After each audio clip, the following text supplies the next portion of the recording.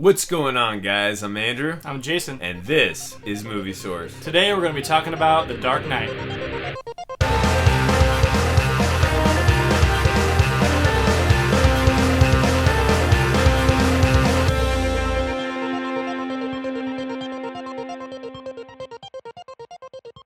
Alright, so guys, this movie is, again, directed by Christopher Nolan, and I remember seeing this in theaters. I believe it was July 2008 it came out, and I remember in the theater I was blown away by it. And I got to see a sneak peek of the bank robbery scene with the Joker at the beginning in the I Am Legend IMAX in November of 2007.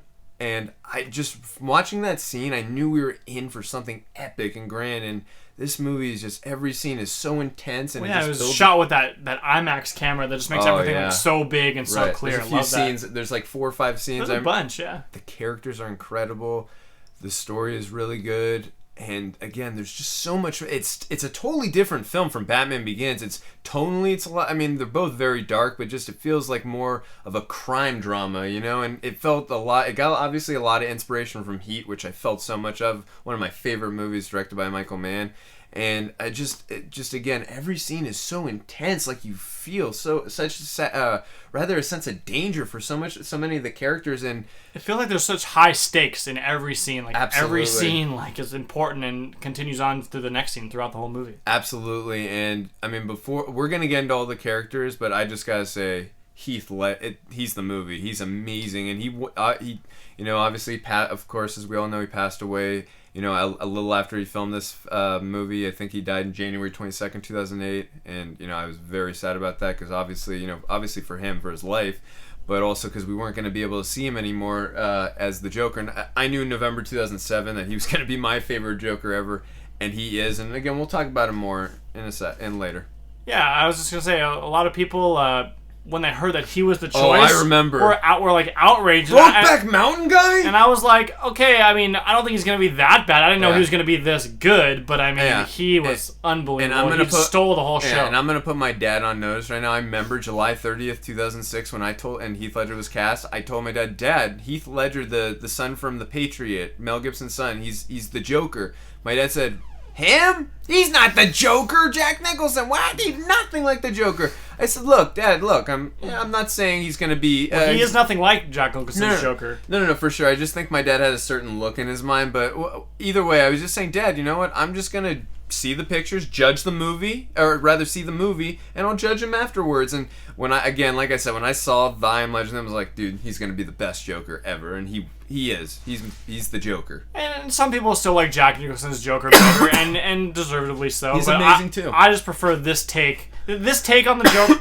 This take on the Joker was just more suited for this movie, this style of movie. So. Oh, for sure. Yeah, no, the Joker in Tim Burton's world would not have fit into this universe. No way. For sure. This Joker is just way more serious and way more evil. And way crazier, too, dude. Yeah, Heath Ledger just has all these little motions and these little eye movements and this, he's just... and the bumbles that he was doing and the like you said, the face look. Well, Heath Ledger, in preparing for this role, locked himself in a hotel room for over a month and was just writing in this little diary, sort of becoming that crazy. He was becoming him.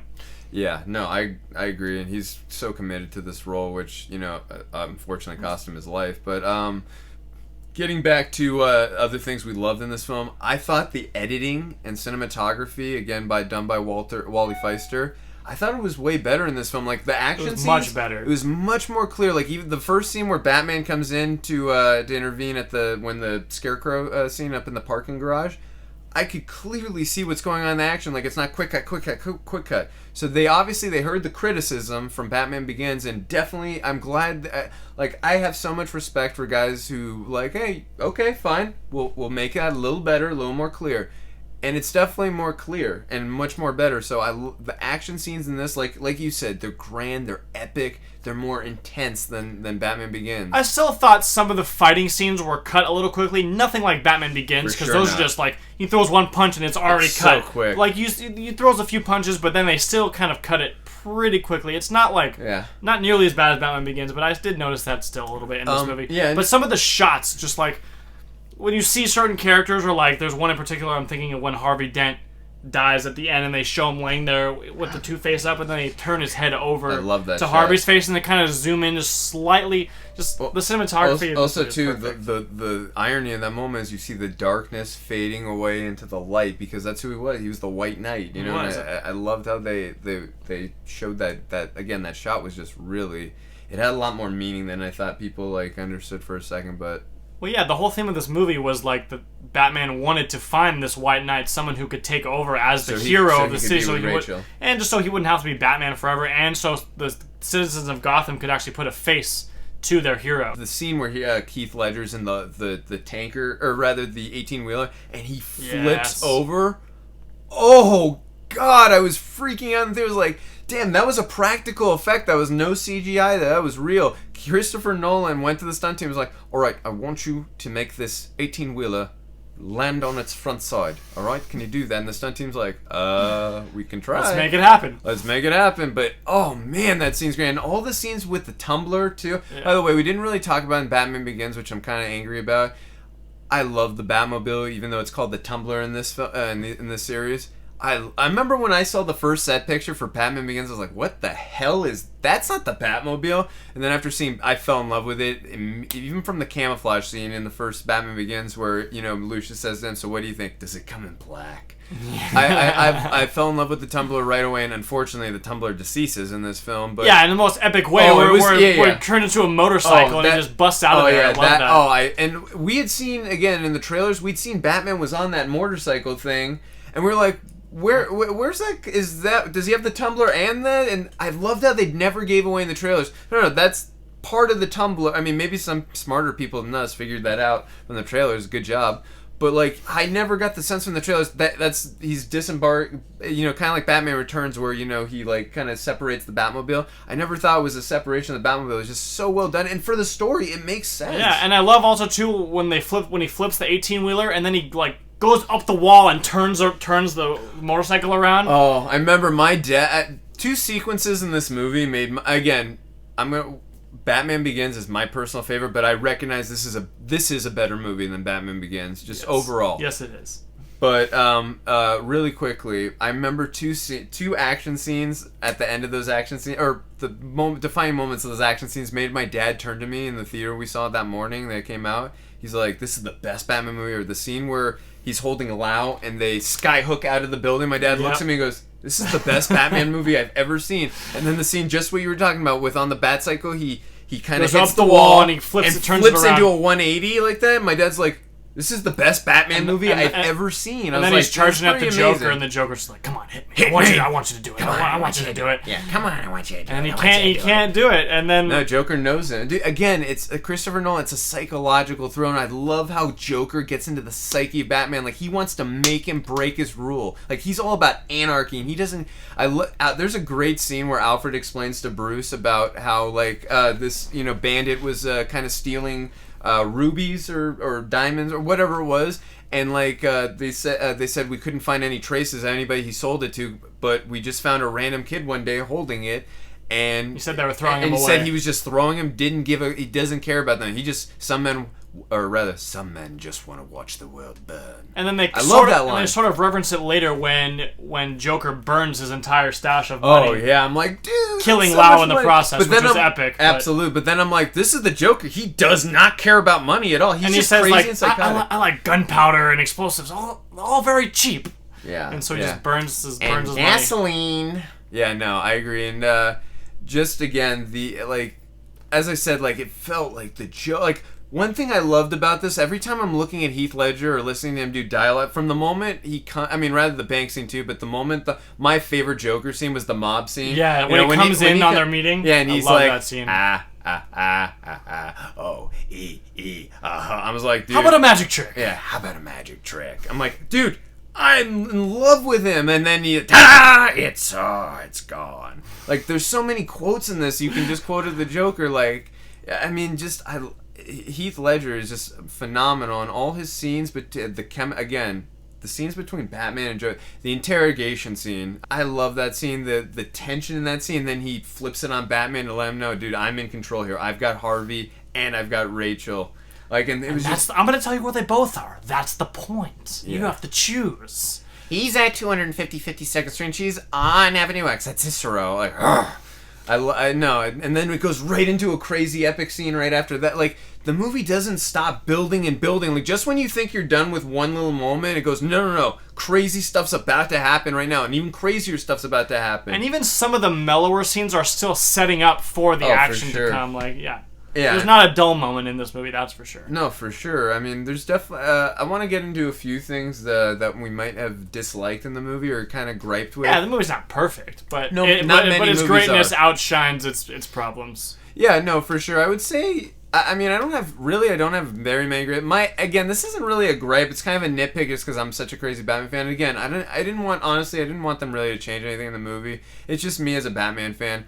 I felt the story, which I was cool with, was more about Harvey Dent and the Joker. And I felt Batman, while still a main character, was more of the third main character. And those guys were... Like, the story to me... Harvey Dent, to me, is the main story. It's the rise and fall of Harvey Dent and Two-Face. And one thing I didn't like... I'm sorry, just one thing I did not actually like, and I wish they would have not done it. I wish they didn't kill Harvey Dent in this movie. If anything, just so he would be in the Dark Knight Rises. I wanted to see, like, how much more tormented and haunted, because, to me, Aaron Eckhart just nailed... Aaron Eckhart was great. He was amazing. And by the way, did you know they offered Matt Damon was the #1 choice for this role? He actually turned down the role. Really? Surprisingly, yeah. But maybe he'll play Robin now that Ben Affleck's Batman. But you never know. That would be hilarious. That would be kind of funny. Or even, actually, I'd buy him as Nightwing after seeing him in Bourne. That's what I mean, yeah. I'd actually really buy that. But you mentioned Aaron Eckhart. Like, obviously Heath Ledger steals the show, but aside from him, I thought Aaron Eckhart did an amazing job. He's my second favorite character. And that's the thing. You see him go from this White Knight to Two-Face, and you see that whole arc. I love that. Yeah. And, I agree. I thought, other than Two-Face dying at the end, which is a little something I gripe with, because I wanted to see him in the later films, because I thought Aaron Eckhart, as you said, he did such an amazing job. Good. I wanted to see more of him. And we only really got to see him be the villain for a short time. We didn't see him... 25 minutes? 15 minutes of screen time. He had a good, 3 main scenes where he's actually a villain. Like, I don't really count the scene when he's in the hospital bed with the Joker. That scene's amazing. I love that scene. That's really the only scene you get with the Joker and Two-Face. The only scene, look, I don't want there to be any hard feelings between us, Harvey. Oh, God, I love that. I was in my head, I was being a little, like, crazy Batman. I'm like, oh, God, the Joker and Two-Face for the first time ever on live screen. I love it. We talked about the origin story of Batman in our Batman Begins review, but in this movie, you actually see the origins of Two-Face, and you see how it all goes down. Right. And I love how they tie in the fact that the reason, like, he has a two-headed coin, the two-sided coin. And Rachel's the one that has the coin when she dies, and so when he sees the other side of the coin all scratched, and he knows, then it represents Rachel dying, which is his whole motivation for being Two-Face. This villain. Oh no, it makes sense. I thought that was amazing. And one thing they definitely improved upon over Batman Forever, which wasn't hard to improve upon in terms of Two-Face. He doesn't flip the coin continuously to get what he wants. It's just one flip of the coin. Yeah. And like the scene where he's like the Joker. You live, you die. You die. Oh, now we're talking. Yes! This is Two-Face! When you watch his scenes, you're like, dude, this guy's haunted and tormented, and I understand why he's so angry and pissed. Yeah. I thought the character motivations in this, I thought Aaron Eckhart, I'm actually kind of glad Matt Damon turned this down, even though he still would have been a great... He would have been good, but Aaron Eckhart conveyed this perfectly. Like you said earlier, to me, he's my second favorite character in the film. Just really quickly... Easily. Yeah, just getting really quickly Christian Bale and Bruce Wayne, or Batman/Bruce Wayne, I thought he did a phenomenal job. I thought he had more of a presence in the first movie, and again, he did great. He did everything the script asked him. It's not him. I just felt, like I said, he was the third main character in this film. I know I'm nitpicking and I wouldn't want them to change anything. It's just, as a Batman fan, I like it when the Batman's the main number one character. I feel like it's them three equally, just like, but the two villains just have more defining scenes that make it seem like they're more the focal point. I will say, I like in the one scene where he's doing the ballistic test on the bullet, we're seeing the world's greatest... research, No, the world's greatest detective, which in the other films, we've seen he's more of a murderer, or he's... or there are prayers when Robin and he's falling down, Robin says we should pray, or whatever. It made an attempt to, even though it didn't do a lot, it's still, because there's a lot going on in this film. I love the scenes of him being doing the detective work. I thought it's about time, and I feel obviously Ben Affleck's going to do that way more. But again, it was cool to see a little glimpse of that. I would have liked to see more. Maybe that would be another gripe, more detective work. But again, the movie's 2.5 hours. I understand why you would have to cut that out if there was maybe more scenes planned. Mm-hmm. We've mentioned, a million times, Heath Ledger is just incredible. So we don't really need to go too much more into Heath Ledger. And he obviously won the Best Supporting Actor, deservedly so. And I'm so happy he won because he deserved it for sure. Commissioner Gordon, Alfred, Lucius. We mentioned Batman Begins, how much we loved the way they were used again in this film. Not going to go too much into it, but I felt they were all used properly. Again, I loved all the scenes between, when they're with Bruce, all the dialogue between them, the chemistry between all the actors. I thought it all worked. Every scene made sense from a story perspective, and it kept on going forward. There's so many quotes in this movie that are, usable, and I just, like I said, the script in this movie is brilliant. The cinematography is phenomenal. The characters are epic. The scenes are intense. The score is really good, too. It plays off... Oh, my God, dude, you just mentioned... It plays off a lot of themes of the Batman Begins score, but it has a few more in this one that I actually like better. You just mentioned something. I'm so angry in the Batman Begins review I didn't mention. The score by James Newton Howard and Hans Zimmer is a very well done score. I loved it, and I love listening to it anytime I'm not watching the film as well. So, very well done score for sure. As we mentioned in every Batman review, we got to talk about Gotham City. Again, they shot this film in Chicago, and again, I thought they nailed the look of Gotham City in this. It just, every scene I'm looking at, I'm like, there's so many people. It felt real to me. Like, it didn't feel like Chicago. It felt like Gotham City. And I love, again, all the action scenes where they shot in there, and the crowd scenes where Joker tries to assassinate the mayor. If you look at it, the crowds of people there, and then you watch like Batman Returns, it's kind of a joke as you see 10 people in scenes there in big crowd events, then you see like 500-600, maybe more. It's just, and when people are evacuating too on the ferries and on the buses, so many people. Yeah. It felt real. It didn't feel like I was watching a movie in terms of like, oh, there's a few extras. It's not, and the look of Gotham was just insane. Yeah, I liked it a lot, and they actually used like the people of Gotham. Yes, a lot in this movie. Point. Like they involve them a lot. Like when the Harvey Dent's having the press conference to unveil Batman. There's a lot of people in there, and like on the ferry scene when that was a great scene. I like that. The citizens versus the villains, and like they give them a choice. Yeah, it's like, and then Batman says once neither of them blow up the boat, he says to Joker, "This city just showed you that it's willing to believe in good." Joker, he was trying to show Gotham, like, again, he's all about anarchy. He just wants destruction. He's trying to tear down the White Knight, rather Harvey Dent. Also, he's trying to make Batman, like, he's trying to basically, he's trying to get these guys to not do what they want to do. He's trying to make them more like him. And obviously Batman, is truly incorruptible, as Joker says, and Harvey Dent wasn't, due to Rachel's death and also his face being burned off. So, and again, at the end of it, you understand, you buy like why, like what happened to Harvey and like what Joker has done to him. You're like, dude, even though Batman saved the day, like Joker won, like in many ways for sure. Oh yeah, because also too, Batman also has to become, sort of, he's not really a villain, but he takes the rap for Harvey's acts and becomes the Dark Knight, and they have to chase him. Right, and just to add into that, no, I do love that where he runs into the night and he takes Harvey's he takes the blame for Harvey's crimes, because if anyone finds out what Harvey did, everything will be undone. All the criminals that Harvey locked up will be released. So Joker definitely does win. Yeah. But Batman again, he takes the fall, so that ensures that the criminals are stay in jail. But the scene where Commissioner Gordon has explained to his son why they have to chase Batman, and then Batman running off into the night and driving off. I was like, I remember when that happened, and I was like, this is amazing. And then I'm like, don't end, please don't end. You knew it was going to. Yeah, and I was like, damn, we gotta wait 3 or 4 more years. God. This movie had made me feel it made me feel like a crazy Batman, where I'm so happy and it's epic, it's grand, it's scale on the epic scale that it was on. And then there's moments of the tension in this and all these scenes, and then how the sadness of loss of death. Like Batman learns in this film, there's consequences and losses to his journey. It's not just beat up the bad guys and day's over. No, you're gonna lose loved ones, and it's part of the dealio of being Batman. The saddest thing I was thinking too at the end of this movie is we'll never get to see Heath Ledger as the Joker, because Also, I'm going to mention this really quick, and I'll mention it in my Dark Knight Rises review. Heath Ledger was supposed to be the Batman villain, or one of the villains in the Dark Knight Rises. I believe Harley Quinn was going to be a villain who he was going to talk to in Arkham Asylum, and then Leonardo DiCaprio was supposed to be the Riddler. God, that movie would have been beyond amazing. But you know what? That would have been nice. Yeah, unfortunately, it didn't happen. All right, so as I said, look, Batman Begins is my personal favorite Batman film, but I do think this is it's a better movie story-wise. At grand scale, it's epic.